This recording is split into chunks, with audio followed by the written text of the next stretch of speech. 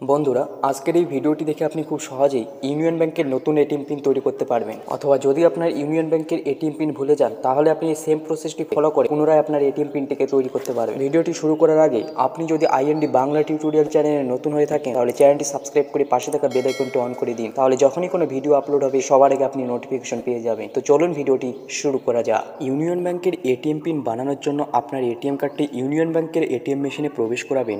এরপর আপনার সামনে দুইটি অপশন আসবে, ডোমেস্টিক এবং ইন্টারন্যাশনাল। যেহেতু আমরা ইন্ডিয়ান, তাই আমরা এখানে ডোমেস্টিক অপশনটিকে সিলেক্ট করব। এরপর আপনার সামনে ঠিক এইরকম একটা ইন্টারফেস শো করবে। এখন এটিএম পিন বানানোর জন্য আপনি এখানে দেখতে পাবেন সেট এটিএম পিন। এই সেট এটিএম পিন অপশনে আপনাকে ক্লিক করতে হবে। এরপর আপনি দেখতে পাবেন গ্রিন পিন ওটিপি। এখানে আপনি দুইটি অপশন দেখতে পাবেন, ওটিপি জেনারেট এবং ওটিপি ভ্যালিডেট। তো প্রথমে আমরা এখানে ওটিপি জেনারেট অপশনটি সিলেক্ট করব।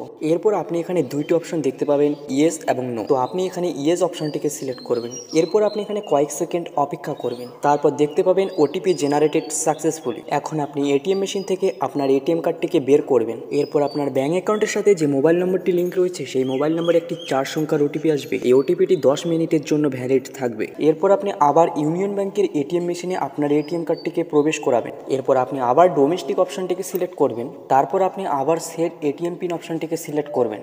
এরপর আপনি দেখতে পাবেন গ্রিন পিন ওটিপি। প্রথমে আমরা ওটিপি জেনারেট করেছি, এখন আমাদের সেই ওটিপিটিকে ভ্যালিডেট করতে হবে। তার জন্য আপনি ওটিপি ভ্যালিডেট অপশনটিকে সিলেক্ট করবেন। এরপর আপনার সেই মোবাইল নম্বরে যে 4 সংখ্যার ওটিপিটি এসেছে, সেই 4 সংখ্যার ওটিপিটি আপনাকে এখানে এন্টার করতে হবে।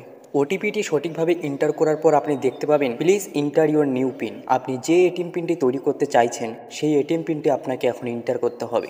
এরপর আপনি দেখতে পাবেন প্লিজ রি এন্টার ইউর নিউ পিন, অর্থাৎ যে পিনটি আপনি এখন এন্টার করলে সেই সেম পিনটি আবার আপনি এন্টার করবেন। এরপর আপনি দেখতে পাবেন পিন চেঞ্জ কমপ্লিট। এভাবে আপনি খুব সহজেই ইউনিয়ন ব্যাংকের এটিএম পিন তৈরি করতে পারবেন।